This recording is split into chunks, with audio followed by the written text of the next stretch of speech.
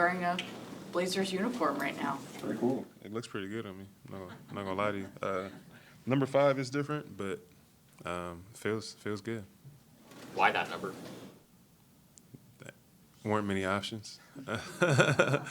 You know, there's really no tie to the number 5 for me. So. Jrue, when the trade was first agreed to, there were some draft picks in the trade that ended up getting taken out when it was finalized, and they said we heard that it was because of medical stuff. Are you all good medically, physically? Oh yeah, I'm great. I'm good to go. Yeah. Did you have a sense at the end of last year that things were going to change in Boston and that you might be in this situation where you're on another team? Definitely had a sense, just new management, contract situation, money situation. I think everybody kind of knew that there's going to be some changes. And once those changes came, I mean, they made it known to us that things possibly could happen. So it was known. I'm sure you probably weren't surprised when you were traded, but how surprised were you when you found out you were traded here? Yeah, I was actually really excited because of the relationship that I just built from the first time I was traded with Chauncey and Joe, them being so great to me and gracious, sending me to a spot where I got a chance to win, and them circling back and coming to get me is kind of full circle. What did you spent a lot of time out in LA this summer with Scoot? There was some of that on YouTube that a lot of people have seen. What did you see from him, and kind of what are your impressions of him kind of working with him on a pretty consistent basis? I love his work ethic. He is a gym rat.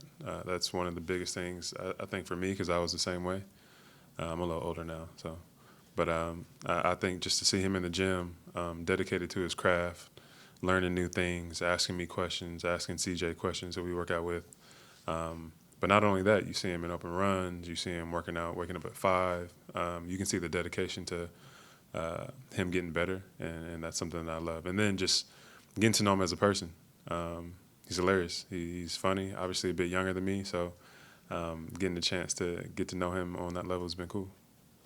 Jrue, what are your thoughts about what this team could do from a defensive perspective? Obviously, you're a fantastic offensive player. I think the roster, they've been trying to address that part of the ball more. Can you just speak what you've seen so far of this team and where you guys might be able to go defensively? Yeah, defensively, I think we'll have a good chance of being really, really good.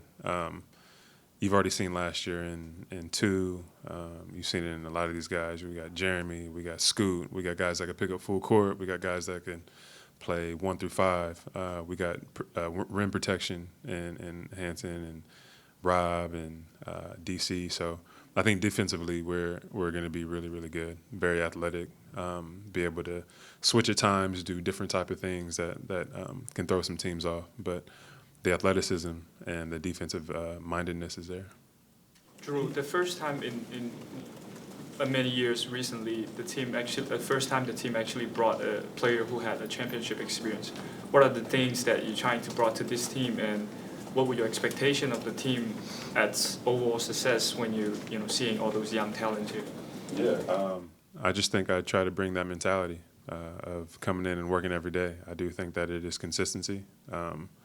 I feel like it's obviously very, very hard to win a championship, but and winning's hard in this league, especially here in the Western Conference. So to bring some consistency, I think is very, very important. And then my expectation is to win games, to see what that's like. Obviously, I know when you have seasons of not doing so well, it can sometimes get discouraging, but we want to stay positive. We want to be very, very encouraging and win games. Jrue, at basically every stop in your career, you've been a guy who can toggle up, toggle down on offense, whether it's in New Orleans, in Milwaukee, Boston. You fit in so many different systems. When you look at what CB and Tiago and Saint are trying to do and being more random, is that something not only for you, but something you can kind of impart on the young guys of like how to actually do that, the difference between being a guy and being the guy and working within that, just because it's so different kind of from what the systems have been here for the last decade? Yeah. I think I've done a little bit of both. I think I've been the guy and I've been a guy, and I think to be a star in your role is very, very important. So that's something that I do definitely bring, and something that I will teach, or even just by actions, because again, for me, it's all about winning and whatever it takes. So I don't want to say fit into the mold, but being the best I can in my role is something that's very, very important. And to be able to do it with the offense that we have, how fast we are, how athletic we are, how we can get steals and rebounds off the break and push it into the open floor, I think is really going to be beneficial to us. In your experience, good defensive teams, do they have a common trait or anything like that? I think it's a lot of everything. I think one big thing is rebounding. Rebounding is huge. Obviously, when other teams get offensive rebounds, that's it kind of steals that energy. It takes that momentum away. Not only that, I think direct drives to the basket where our guys get blown by is something else that really can kill a team's defense. You've seen guys from last year. You've seen these guys really be able to lock in defensively. And now that we have so many guys that are like that, I think it's going to be really frustrating for offenses. So us getting more steals, I think is going to be great. Less paint touches and less threes for the other team, I think is going to be great. And then how athletic we are in transition is something that's an advantage for us. What have you seen from Hansen so far on and off the court, and how much do you think he can contribute to the team right away? Yeah. To be so young, he's very, very skilled. A very, very smart player. He's huge, by the way. He's really tall. So I think his mobility, how well he's able to move at his height is an advantage, especially for him. He can shoot, he can pass, and I think with that, especially in the league now where it's not really like you throw it into the post and give it to a big and he goes, him being able to play off the pass and play with athletic guards like the ones that we have, I think it's going to open up a lot for him. And then he's just so open to learning the language, learning just the game, how we play it over here. And then off the court, he's just hilarious. I think he really just enjoys life. He enjoys being here, and that's really good to see.